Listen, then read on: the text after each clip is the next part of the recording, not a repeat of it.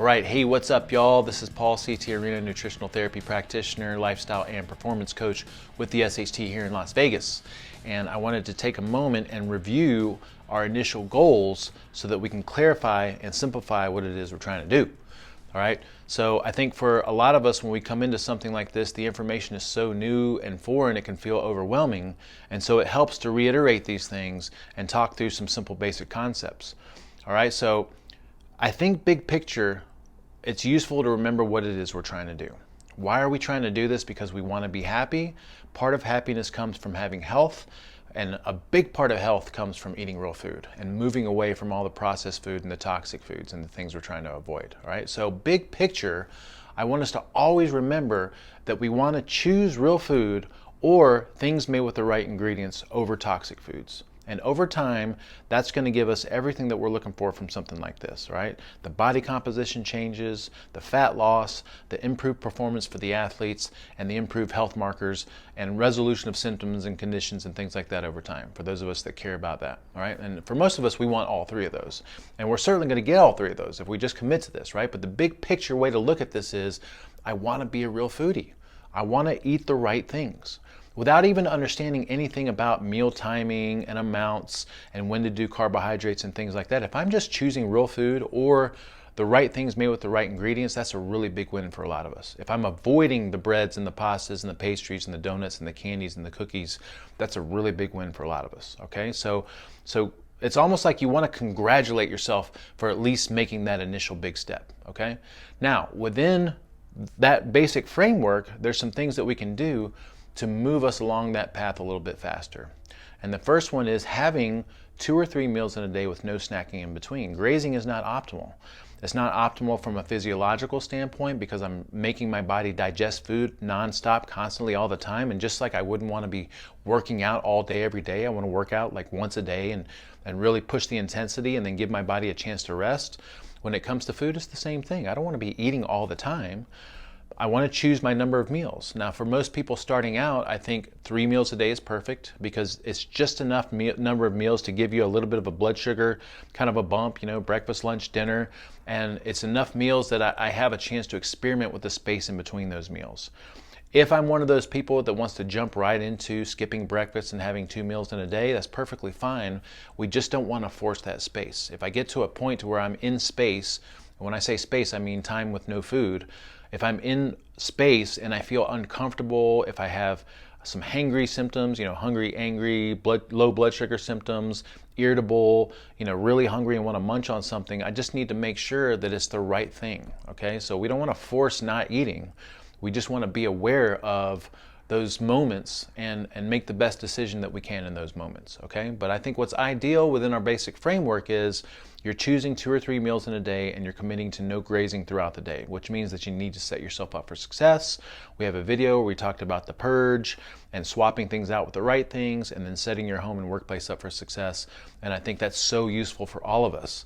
In that video, I had to buy a bag of SHT chips just for filming purposes. Sure enough, because that bag of SHT chips was in here, like I was digging into that bag that day, right? So, you know, the temptation is real when stuff is around, so you got to be really careful about that, all right?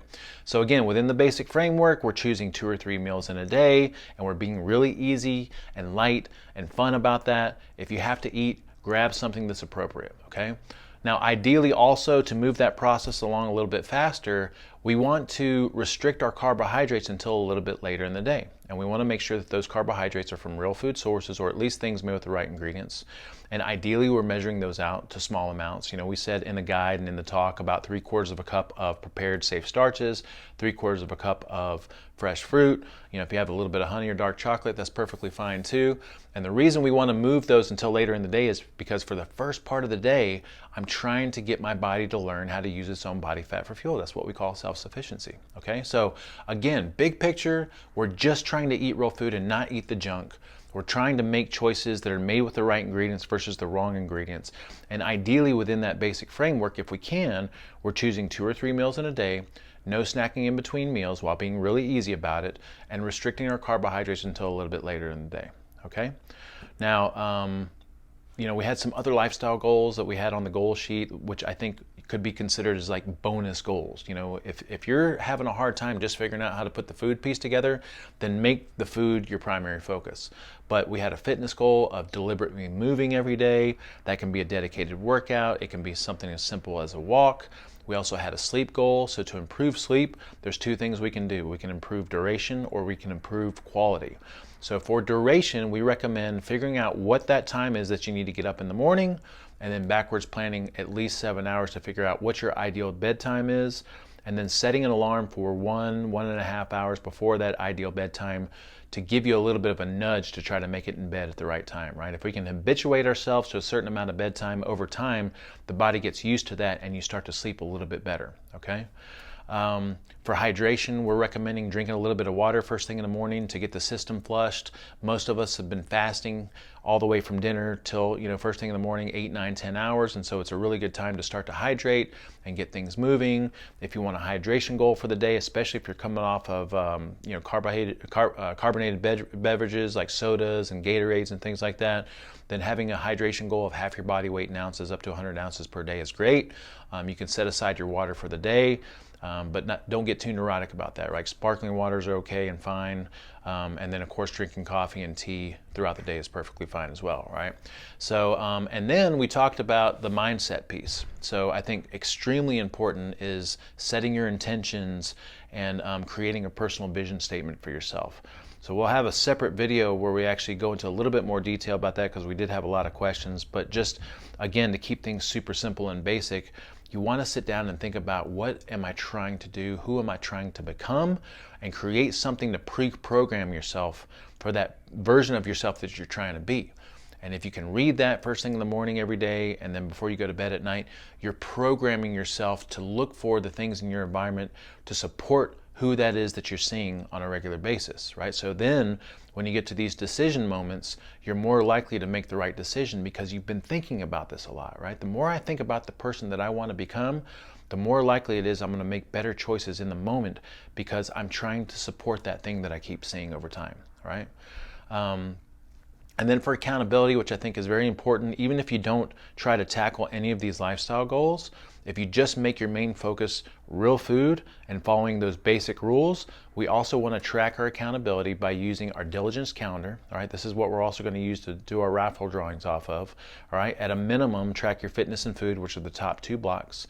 We had a couple of questions of what's the difference between within SHT guidelines and then the one that says no approved. Well, if you are 100% within the real food guidelines, that would be 100% SHT approved, or 100% within SHT guidelines. If I check off the box that says no approved, that means I'm not doing any of the Siete chips or Jackson's Honest potato chips or other things made with the right ingredients. That's what we call approved items. They're not optimal over the long term, so I think for some people it's useful to see what days or how many days that I'm actually doing those things, right? But those top 2 boxes are the most important ones. That's what we're looking for, okay? Also, having an accountability partner that you can reach out to on a daily basis or most days and just check in with and see how you're doing with things, and maybe even reach out to if you have one of those weak moments and temptation, moments of temptation, and you're like, for me, if I'm in that moment in the early afternoon and I text Colby or I call him and I say, hey brother, I'm thinking about doing this, what do you think? And if he says no, don't do it, then I feel responsible and accountable to him, so I'm not going to. And he does the same thing with me. And so accountability partners are extremely beneficial.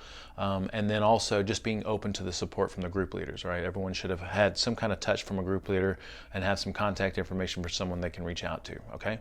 So that's a brief recap of the goals. I had a really good visit with someone yesterday that came in. This is all new to her, and she's trying really hard to make this work. And we had a couple of really good learning points from that visit. She came in, she had her guide, she had her handouts, and she was trying to sift through all this stuff to find some answers. And I realized for someone starting out brand new how overwhelming this can be. Even though we feel like everything is very simplistic, it might not be easy for a beginner, okay? So her first thing was, she was getting really irritable in the afternoons around 3 o'clock. And she was just sharing this with me. She had no idea that it had anything to do with food, but she was like, around 3 o'clock, I just get really frustrated and I just want to grab something to eat. And I was like, do you understand that that's a classic sign of low blood sugar or blood sugar handling issues? And she had no idea, right? So then I was like, okay, so how many times are you eating in a day? Like, give me a rundown of what your days are looking like. She said, well, I get up first thing in the morning because I feel like breakfast is really important. I have 2 pieces of bacon. And I'm like, okay. And then she's like, I was like, that's it? And she goes, yeah. And then about 3 o'clock, I start to have my little, aggravation, irritation moment. And I said, well, this is why, because you're going so long without food and your body's not used to using its own body fat for fuel just yet. It's resisting. Like, it's telling you, it's sending you signals of frustration and irritation, telling you to try to get something to get some energy in you. So 2 pieces of bacon first thing in the morning and then not eating anything the rest of the day is probably not a good idea for someone starting out, right? This is why we recommend 2 or 3 meals in a day. If you're going to do 3 meals in a day, it's breakfast, lunch, dinner with no snacking in between. If you're going to do 2 meals, I think for most people you could experiment with skipping breakfast, having some coffee and cream or some tea and cream, and then having your breakfast meal at lunch, all right? But for her, my recommendation was, even if you want to skip breakfast, which she admitted, like, I don't feel like eating breakfast, I just make myself have 2 pieces of bacon. First of all, I don't think 2 pieces of bacon is very substantial. If you're going to eat, you want to have like a decent sized meal. So then we said, well, hey, look, just prepare your breakfast and have it at noon. And that way you're having some food mitigating that 2 or 3 p.m. crash. And then you can come home and have dinner around 7, 8, or 9 o'clock in the evening, all right? So, and that made a lot of sense to her, and I feel like she's already seeing some results from that, okay? So the other thing that was brought up in that little meeting was this, she felt disappointed in herself, I think, for not understanding everything properly and not doing everything right. And, I think this is a really good discussion for us all to hear. It's like, we are coming into something completely new and foreign to us, and so we have to have some love and kindness to ourselves as we figure this process out. And we have to figure this process out, right? That's what this progression is for. It's for us to get into it and try to learn how to do this stuff. Understanding that if this is brand new to me, if this is foreign to me, then I gotta expect some transitional difficulties. When I first came in and started doing CrossFit, I didn't know how to do anything. But I didn't get really frustrated at myself because I knew I was a beginner. I didn't expect myself to be like someone who's been doing this for 5 years. All right, everyone starts somewhere. So part of this process is coming into this understanding that I'm gonna go through some transitional learning difficulties. And that's perfectly fine. But what's going to happen is the more that we commit to this, the more that we experiment with it, the more that we show up every day with this commitment of, I'm going to do my best, the more over time we start to fall into these little beneficial habituations and our little staple way of doing things, okay? So it's perfectly fine. Don't get disappointed in yourself for not being perfect or not fully understanding everything, because that's what this program is for. It's for education, it's for the experience, it's for the learning process, okay? What else came out of that meeting? I think that was the big 2 points. I think some people get confused on what are carbohydrates. We talked about this in the meeting, but carbohydrates to us are the dominant sources of starch and sugar. So our safe starches, our fruits, our honey, our dark chocolates, our sweet stuff, our starchy stuff. So carbohydrates to us are not broccoli and cabbage and cauliflower and things like that. Like, those are relatively low carb. But they, to some people, are considered carbohydrates. To us, they're low starch vegetables, okay? So I think that's about everything that I wanted to cover today. Big takeaway from this is just try to eat real food. Just try to make those decisions and move away from the junk and the crap. Within that framework, of course, 2 or 3 meals a day with no snacking, ideally having your carbohydrates later in the day from real food sources, measured out to 3/4 cup of each, and being really easy and lighthearted about it, right? Something I think would benefit everyone is to do just a little bit of pre-thought about the next day, all right? Thinking about, what is my day going to look like tomorrow? What am I doing for breakfast? What am I doing for lunch? What am I doing for dinner? It doesn't have to be a complicated planning process, but just putting a little bit of pre-thought into that will get you asking the questions like, what do I have in the home? What do I need to get at the store? What am I going to do for these different meals? And just putting that thought into it makes a world of difference, okay? If you have any questions, reach out, let us know. Touch base with your group leader, send us an email, shoot us a text, and we're here for you. We care, okay? Thank you so much for listening. Keep it up.